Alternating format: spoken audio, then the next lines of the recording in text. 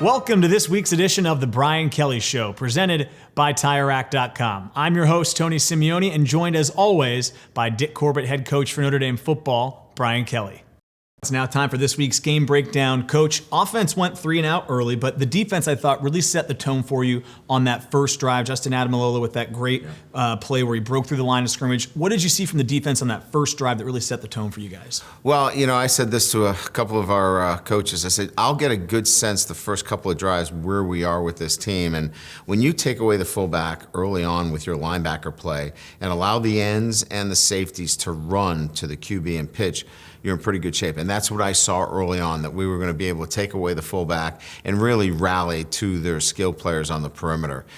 So good defense, fundamentally sound, and our ability to get off blocks on the perimeter meant that we were going to be in pretty good shape for this game. Navy did what Navy does. They had a pretty long drive there, put 3 points on the board, and then you guys, again, with the offense, didn't score any points in the first quarter. I just want to know what it was like on the sideline. I doubt there was any panic based on having talked to you all year, but what was the mindset like being scoreless in the first quarter? Yeah, we'll figure this out. I thought there were some misreads out there. It was, they run an interesting and a unique defense, and it requires you to really be in tune with the play calls, and we were a little bit out of sync. But the nice part about it is we had 3 possessions. I've been in games, Tony, where we had 4 possessions for the entire half. So we had enough possessions that we could see the defense, make the appropriate adjustments, and I knew it was just going to be a matter of time before we make some plays. Your first scoring drive came on the second drive of the second quarter, 11 plays, 74 yards. Jack Cohn hit a big pass down the sideline to Kevin Austin. What'd you see on that drive, on that play that got you guys going in the right direction? Yeah, they gave us some pressure. We got to the one-on-one matchup, and again, we knew we had a size matchup there. It was just a matter of getting the football down the field so Kevin can make a play, and really good throw. Good job by Kevin keeping his feet in bounds and gave us the big chunk play that we needed. It resulted in a field goal, so it was 3-3 defense, another great 3-and-out, gets the ball back. This is when you started to bring Tyler Buckner in a little bit more. I want you to talk about, and we might see it in Irish Intel a little bit later, 3rd and 7 down around the goal line, that throw he made that set up the eventual touchdown. Yeah, so we knew we were going to get pressure down there. They're a team that either plays zone or all-out pressure. We sent the back to the field to clear out the backside and gave us a nice window of an opportunity to throw the quick slant backside to Kevin. And Tyler did a nice job of getting the ball in there. Kevin, great catch, and gets us down inside the 2-yard line. And again, well executed. Needed to catch it and throw it because we didn't have enough blockers in that situation, but one that we had worked on all week. So Kyron punched it in. It was 10-3 at that point. Your defense, again, gets another great stop. I'm just curious because Kurt Hines led the team in tackles with 10. You had J.D. Bertrand with 9. What did you see from the guys up front that enabled you to have so much success defensively? Well, I think first and foremost that we were knocking them back. They weren't able to get up to the linebackers and knock us off. So anytime that you do that, where physically you're controlling the line of scrimmage and letting the linebackers get to the fullback, you're in for a pretty good day. And as I said earlier, I felt early on in the first couple of series when they weren't able to climb to the second level and get on our linebackers and affect the fullback, we were going to be in pretty good shape. And all of that is done with having really good defensive line play. Got the ball back with 1:50, 1 timeout, and your offense went 5 plays, 90 yards. The big home run to Kevin Austin, 70 yards down the sideline. What'd you see on that specific play? Yeah, so that was something that just took timing, and it was really about what we didn't do earlier, and that was use our eyes to influence the safety. They were in what we call a Tampa 2, which is 2 deep, and the safety on the backside hash, we needed to hold him with our eyes. So in that instance, Jack looked actually to the opposite hash, kept the safety tucked, and then came back to him, was able to fit it in up the sideline, and the rest 70 yards down the field for a touchdown. It felt like a big score that gave you guys a 2-score edge going into the locker room. Always curious, just what was the discussion like during the intermission before you guys came back out for the second half? That next series was crucial. Let's get a stop, which we did. Now, they drove the ball all the way down there, but we were able to hold them 3 points. And when you're only kicking field goals and holding on the ball that long, it's going to be a tough situation for them because, obviously we're going to score touchdowns. Yeah, you mentioned that drive. It was 9 minutes or 9.5 minutes where they drove it down there, but you kept it at a 2-score game, so it kept that momentum. I want to ask you about a special teams play. I think specials have been great for you guys this year. Jay Bramblett's punt that got the ball down to the 1 that sets up the safety. How big was that punt? It was huge, and actually we had a tackle for a loss, or I would have went for it on fourth down. It took us out of, from our analytics, a go situation, and just getting that ball down to the 1 yard line obviously sets us up where we're able to get a safety on the ensuing couple of plays. So an interesting play that it takes us out of the ability to go for it on fourth down, but one that works out really well. I want to ask you then about the analytics. Do you have a card that you look at that decides what you'll do in a certain situation based on time, score, and what the down and distance is? All that. Actually, it's not a card. It is a thick book that covers every circumstance, every situation, when to go for two, when to kick it, time in game, whether you're up, whether you're down. And, each series we're in communication as to whether we're going for it on what down. Is it fourth down and 2, we go for it. If it's 4th and 3. And in that situation, it was actually a 4th and 2 that I could go for it, but it ended up being a 4th and 3 or a 4th and 4, I think, and that required a punt. I'd love a spare copy if you have one. You got it. I got plenty of them in my office. So the safety I thought was a big play. Obviously, it puts points on the board, but then you got great field position. You got the ball near midfield, put together another scoring drive. That one gave you the 3-score lead, and it seemed like from there you felt really comfortable. Yeah, it was a 9-play, that downing on the 1 yard line. It was a huge play. It separated us from Navy, and then obviously the punt after the kickoff, Kyron does a nice job, gets us great field position. We go down and score, and as you said, I think it gives us the separation in the game where it's going to be difficult for them to come back. We've talked about him every week, but again, the touchdown was scored by Kyron Williams, another really impressive run. He continues to just seem to get better as the year goes along. What are you seeing from him as a leader and as a guy that's just delivering every week for you? Well, I mean, it's just the physicality, but the patience, the escapability makes people miss. He plays with an edge. He plays with a confidence, and I think that confidence kind of filters into everybody on the offensive side of the ball. I was going to ask about that. Does it translate to Logan Diggs, who scored the last touchdown for you guys? 8 carries, 59 yards. He's really starting to come into his zone, and the way he scored, it seemed like maybe some of Kyron Williams is rubbing off on him. Well, that's a good thing to rub off. I think it is infectious. I think, being in that room with him every day, I think the influences are positive, because Kyron works so hard in practice. So Logan sees the success that Kyron has, and can only help him on a day-to-day basis. You get the win 34-6. I'm just curious, in the locker room, what was the message as you guys get set for the final 3 games of the season? Well, that we're in a great position. I mean, obviously the setback earlier in the year is well behind us. We positioned ourselves very well.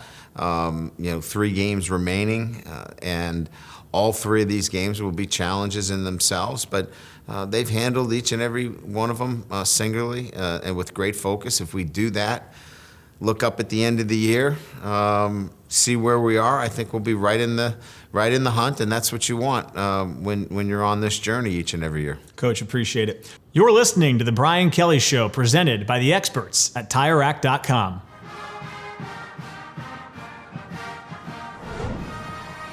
Welcome back to The Brian Kelly Show. It's time for this week's installment of Irish Intel, presented by TireRack.com. It's now time for Irish Intel, presented by TireRack.com. Coach, this is the first touchdown of the game. It's actually not on this play, but this play sets it up. Tyler Buckner hits Kevin Austin. Just talk me through this on 3rd and 7. Well, you can see we have 5 offensive linemen. The problem is they have 6 defensive players on the line of scrimmage. We cannot block them all.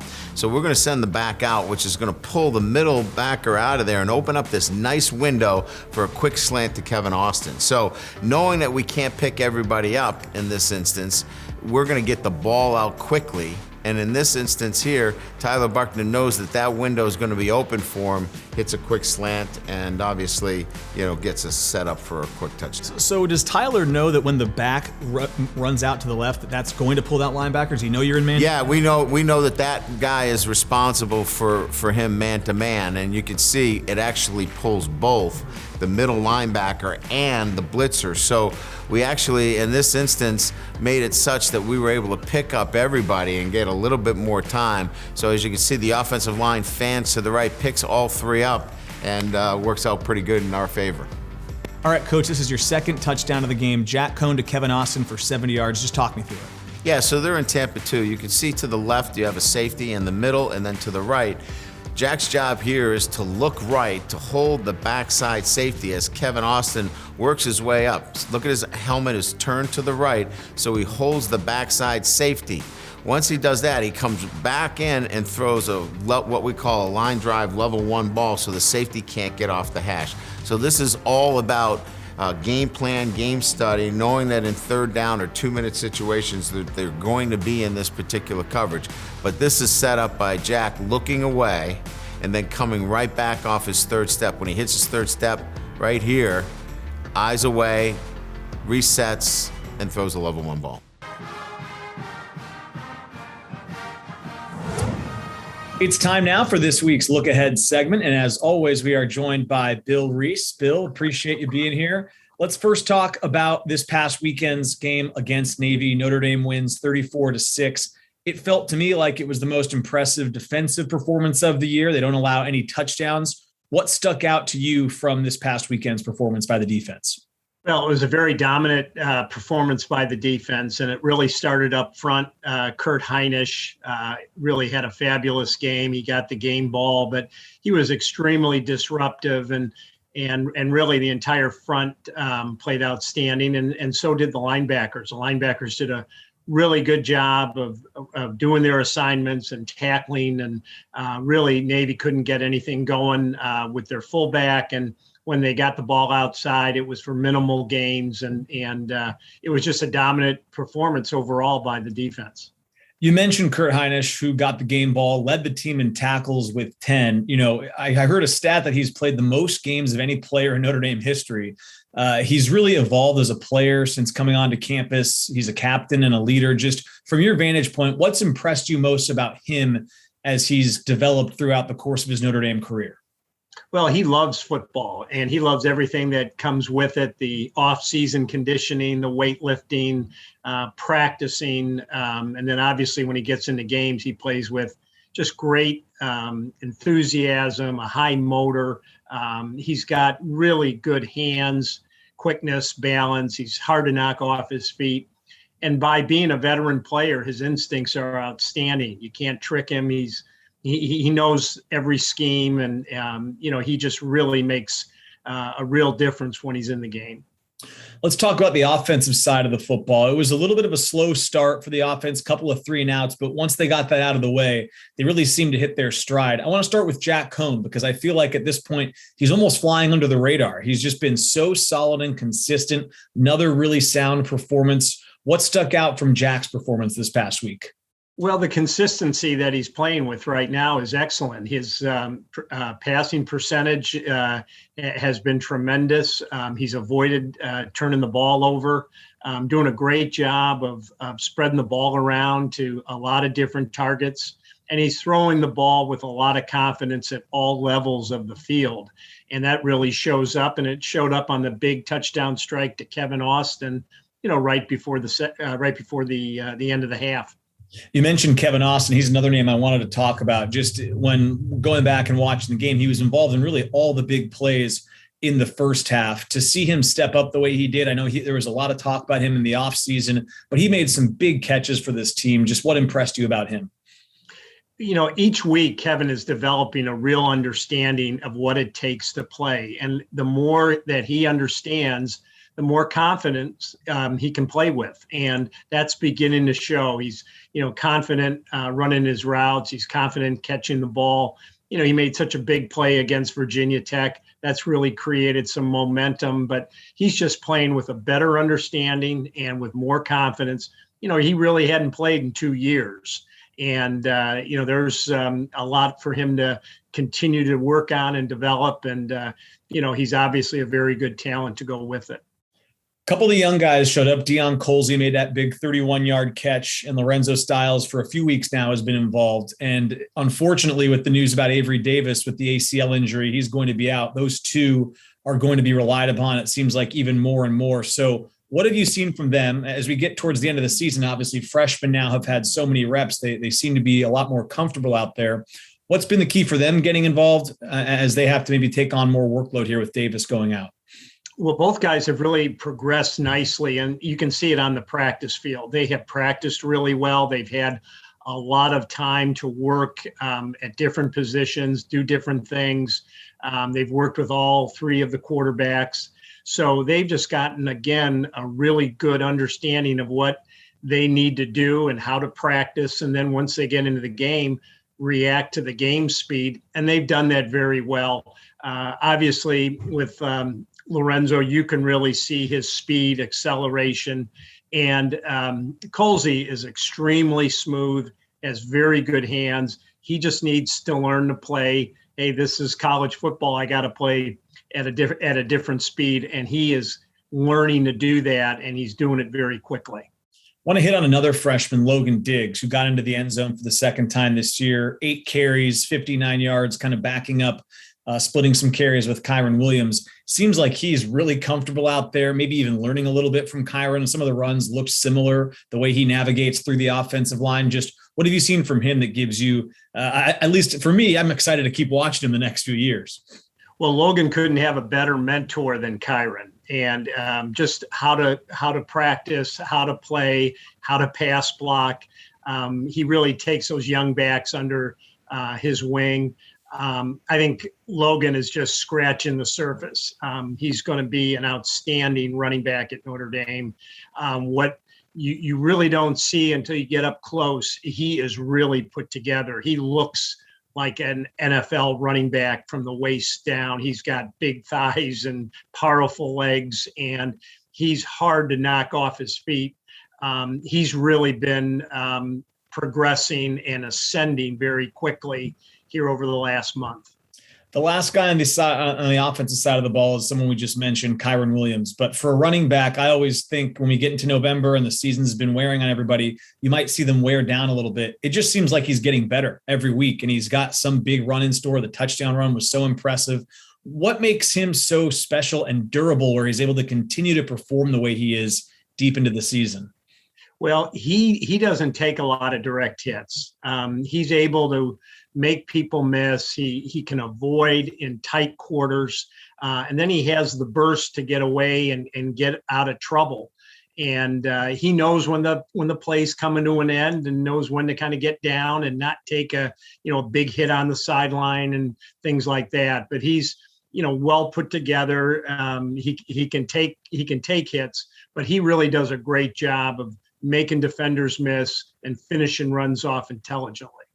Last thing I wanted to ask before we move on to previewing Virginia is just about special teams. And I think, I always try to highlight them because I think it is such an important phase. The punt from Jay Bramblett to put the ball at the 1 yard line that led to the safety, I thought was almost the play that changed the whole game or really put it away. To see specials, Jay has been so good this year, and also Jonathan Dorr making some clutch field goals. When that third phase is clicking, how much of a factor is it for Notre Dame? Well, it's huge because it's a third of the game. And, our cover teams have really done a very good job, whether they're covering punts, covering kickoffs. Coach Polian's put a lot of different guys in different spots, and they've responded very well. So that, it's really a team effort when all that happens. But Jay in particular, he's really broadened his ability to pooch the ball, to drive the ball with distance and hang time. He's really become one of the best punters in the country. All right, let's look at the Cavaliers. This is really an intriguing matchup, I think, when you look at what Virginia's been able to do offensively. So the first place I want to start is just when you go from Navy triple option, which is such a unique departure from what you faced throughout the entire year, you have to plan the way Notre Dame did last week and now come back out of it, not just to take on another traditional team, but one of the most explosive offenses in the country. How challenging is that for the team and the staff? Well, it's obviously a challenge, more so because of their personnel. We've seen a lot of what they like to do with other teams, but they are very unique in how they approach their offensive game plan, how they utilize their personnel, how they utilize formations.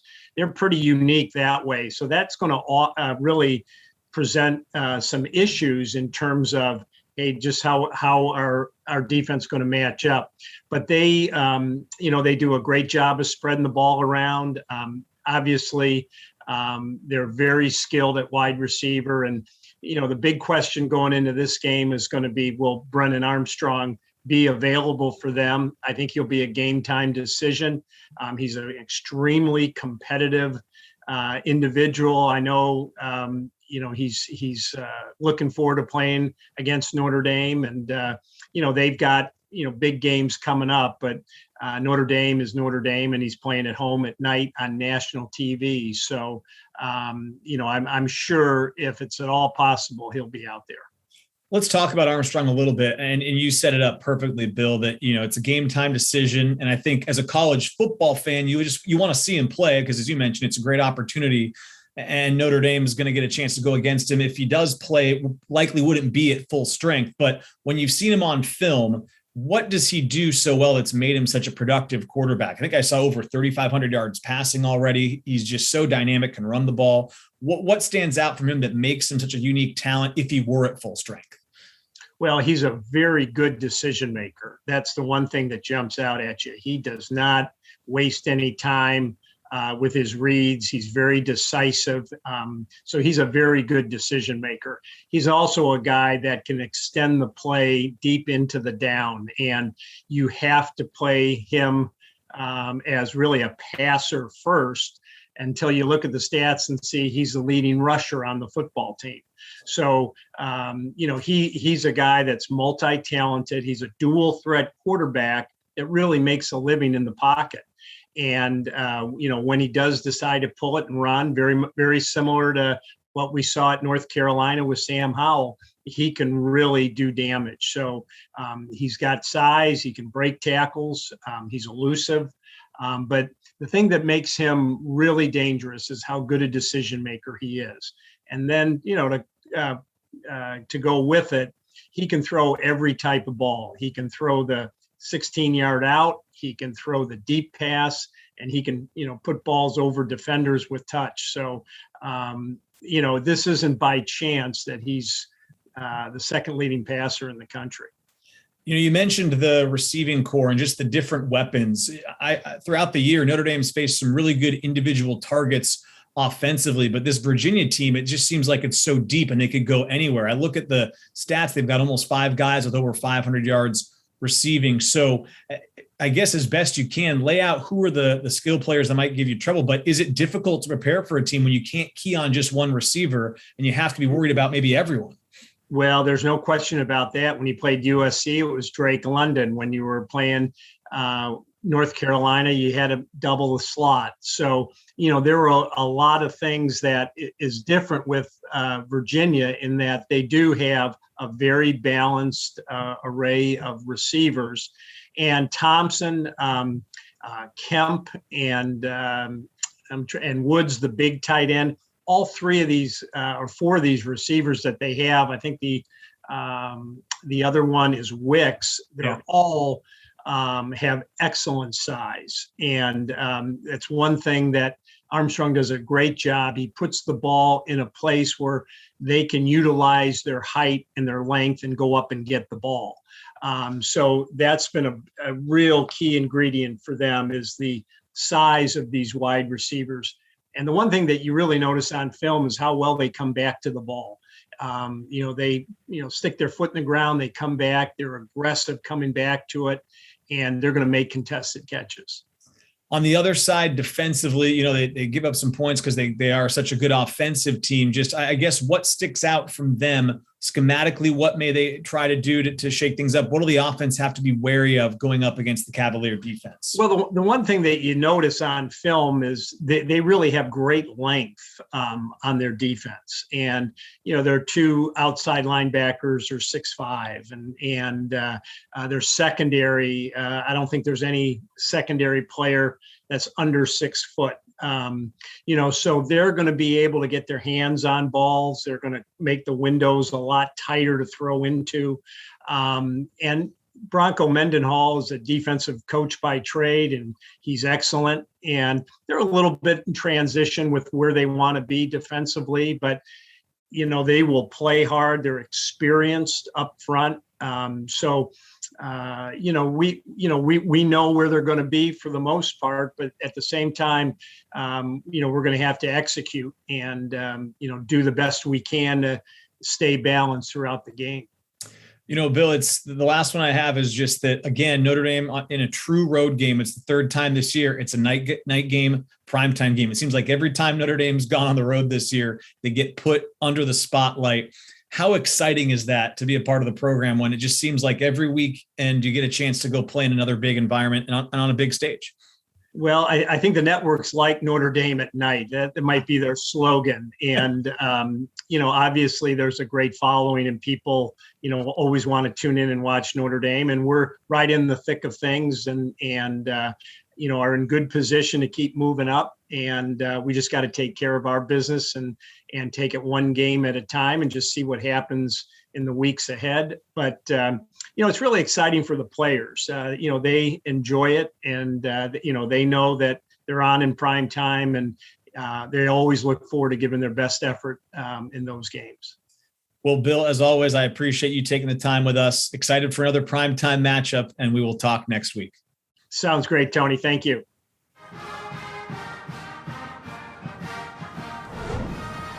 Welcome back to the Brian Kelly Show, presented by TireRack.com. It's now time for this week's edition of Irishography.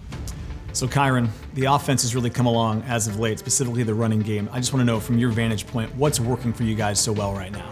Just being as an offense and being the offense that we are and knowing that we have a mission to accomplish every single week is what's leading us into what we're seeing now in the running game. Is we're getting better each and every week. There's something new that we have to work on each and every week, and we know that as an offense, we know that as a running back, as a quarterback, receivers, and the O-lineman, we know that we always have to do better in something, whether that's physicality, whether that's blocking downfield, whether that's running your man off the ball.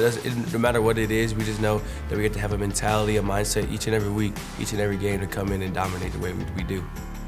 You've had plenty of memorable runs throughout your career here, but I don't think anyone's more memorable than the 91-yarder against North Carolina a couple weeks back. I want you just to talk me through it. What was going through your mind when you ripped that one off? Yeah, the 91-yarder against North Carolina, to me, it was really just feeling where the space at, where the green grass is at. But the original play call was inside zone to the right, and once I got the read step to my right, I was like, oh, there's nothing for me to go this way. So I was able to put my foot in the ground and cut back to a lot of green grass, and then it was one-on-one with me, the defender, and we talk about as running backs, like the first person never takes you down. So to me, it was getting past number 12 in any way possible, by any means necessary, is what we say as running backs, and that's when I use a stiff arm. And then once I seen green grass from there, I just told myself that there's no way you can get caught. You just got to go run as fast as you can. And I had great blocking downfield from Avery Davis and Michael Mayer, Kevin Austin. Everybody was down the field working so that I could be successful in that play, and it turns out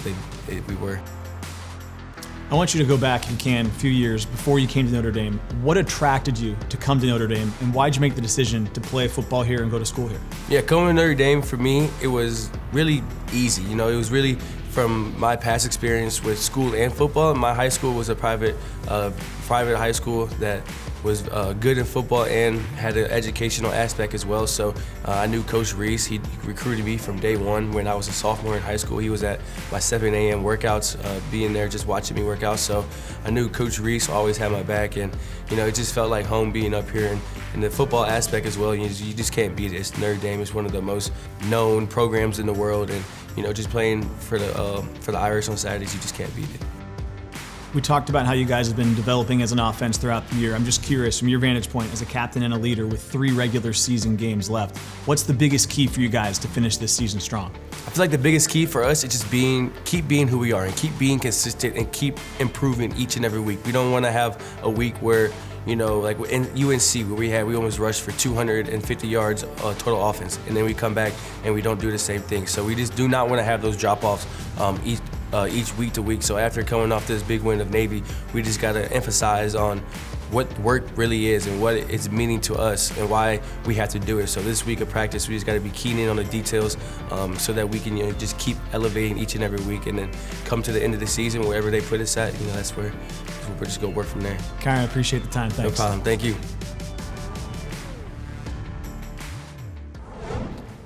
Welcome back to the Brian Kelly Show, presented by TireRack.com. It's now time for this week's final check-in.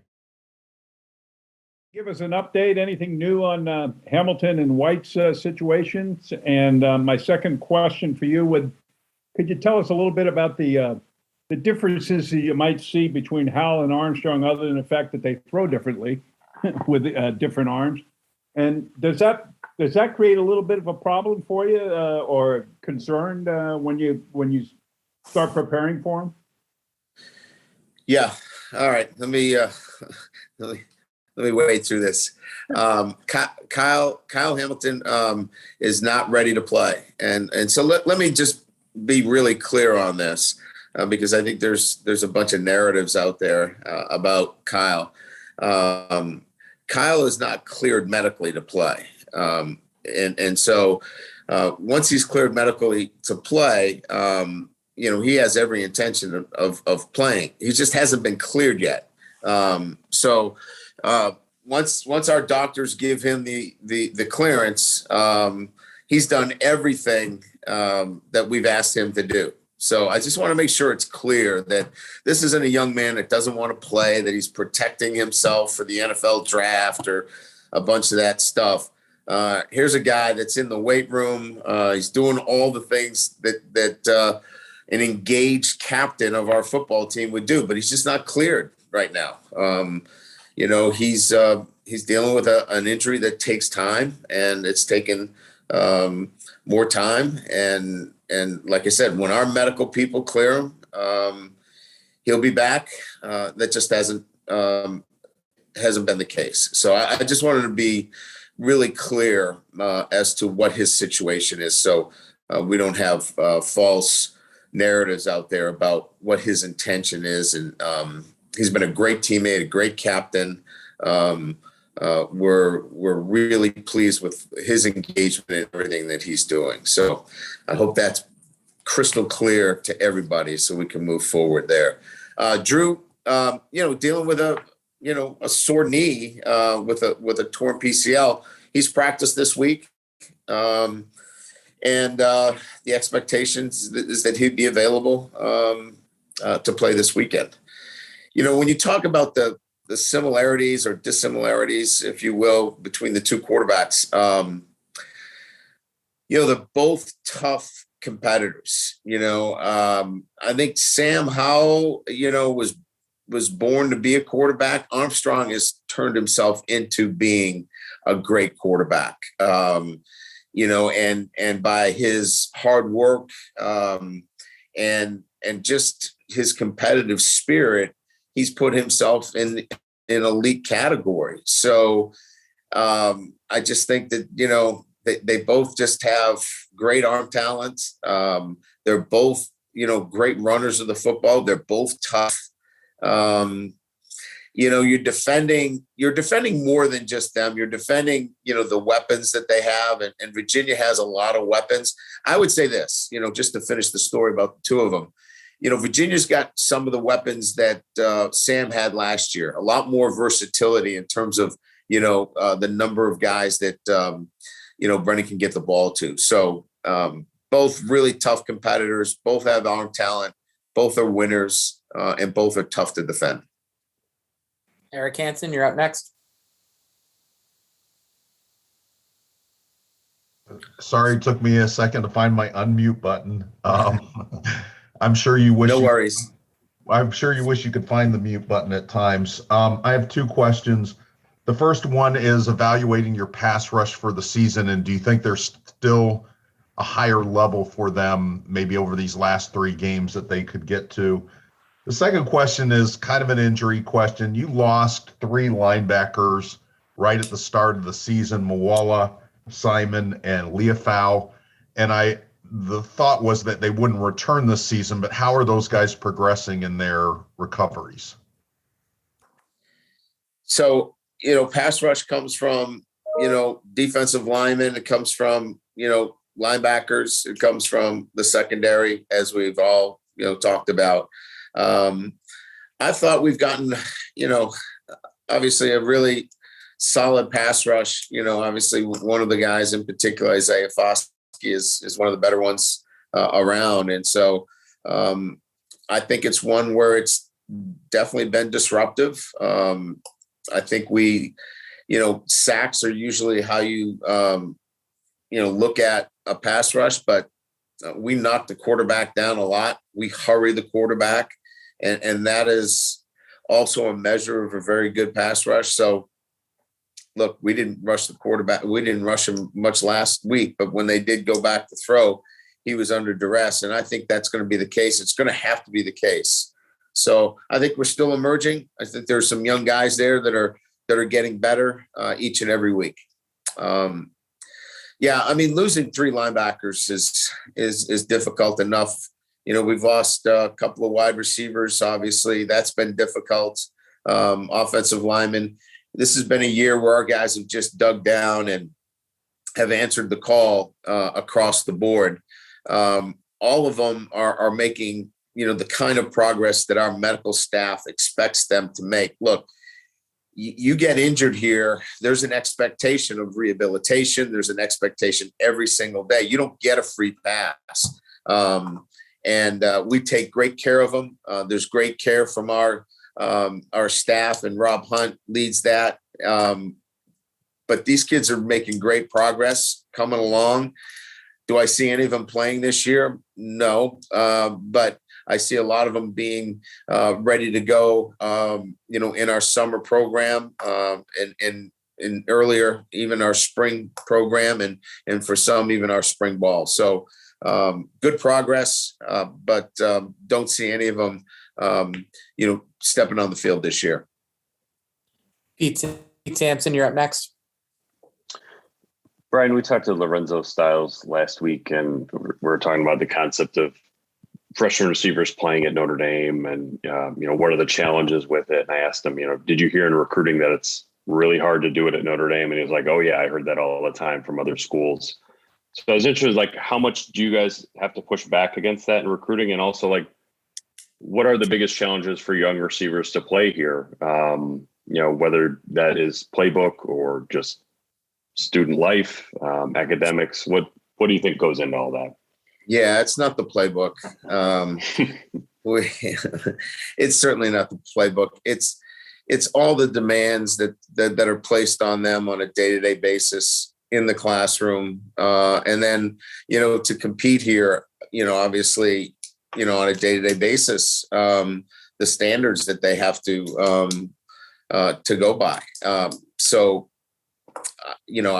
Look, I mean, we haven't reinvented anything here that makes it more complicated from that standpoint, or we're not doing our job. We've got to get the players ready to play if they're capable of handling it. And so, that narrative is tired a bit in recruiting. And if you're using that as your crutch to recruit against us, you haven't dug deep enough to find out that if you're mentally ready and you're disciplined and you're organized and you've got the talent, we're going to play you as a freshman.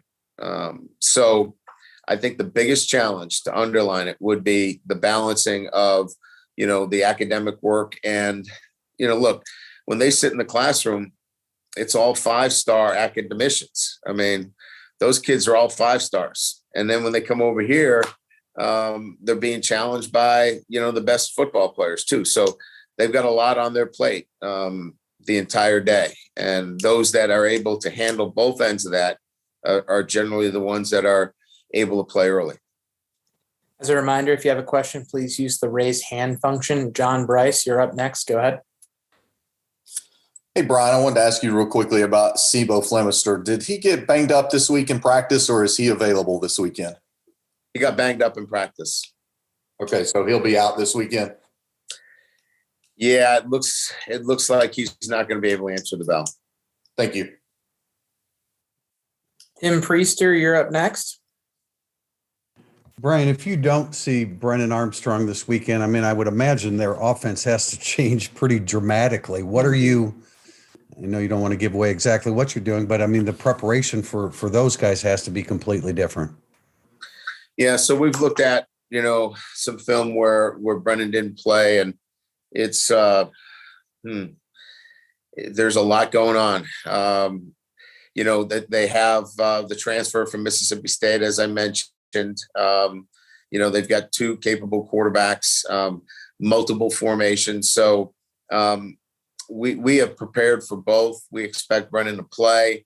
But yeah, we've had to, certainly prepare, for plan B. And that's going to be multiple shifts and motions and trying to get outflanked and, using, 2 or 3 different quarterbacks. So that's been part of our preparation as well.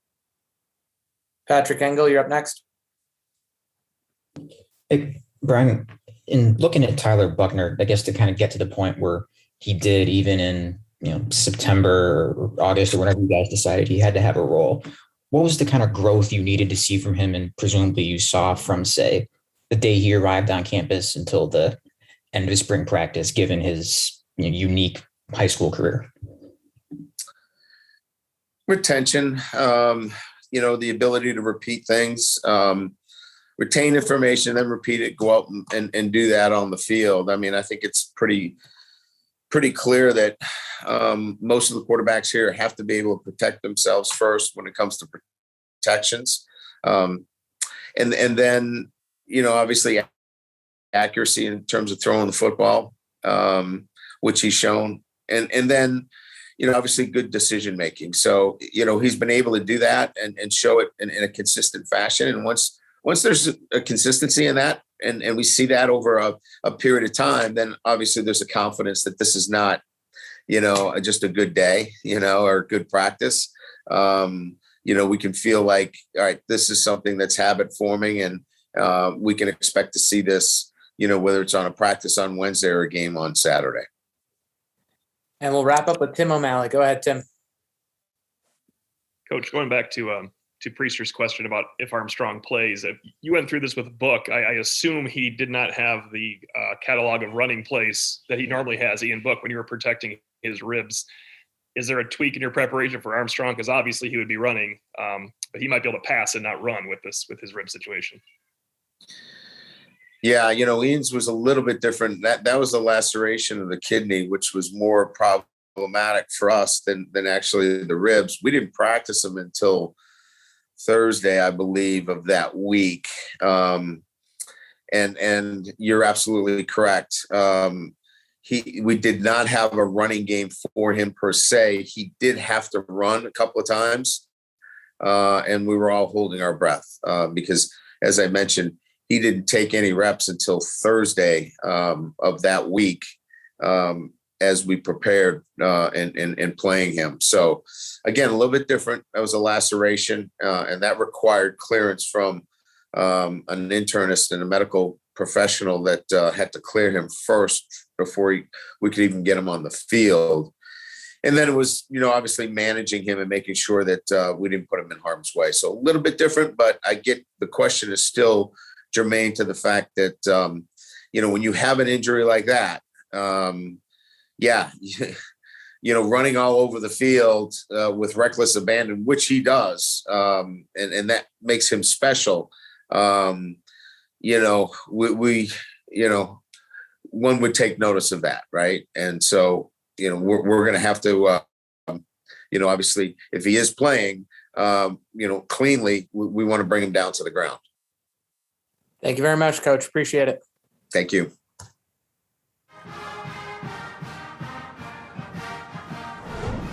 This week, of course, against Navy is always a special week, and I think what sticks out to me every time is when you guys do both alma maters at the end of the game, win or lose, with them. What does that mean to you in this program?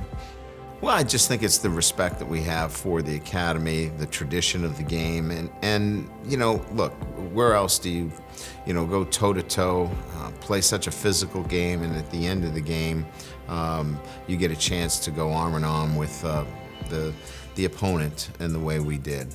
There's no trash talking. There's just a great mutual respect for each and every player and the universities and themselves. So that makes it special. It's even better when you win. Next week, you got a big one again in prime time, under the lights, going down to Virginia. What's the biggest key as you get prepared for the Cavaliers? Well, the transition, right? We took a whole week off from, 7-on-7 and throwing the football around and our defensive structures and things of that nature. Now you got to turn that all back on. And so you really had a week off from that standpoint. And you got to go against the number one offense in the country and the best quarterback in the country in terms of numbers and Armstrong. So it'll be a challenge this week. We're really going to have to get after it in terms of, the details against an outstanding offense and, get our guys prepared very well in a very short week. Coach, as always, appreciate it. We'll talk to you next week. Thanks, Tony. You have been listening to The Brian Kelly Show, presented by the experts at TireRack.com.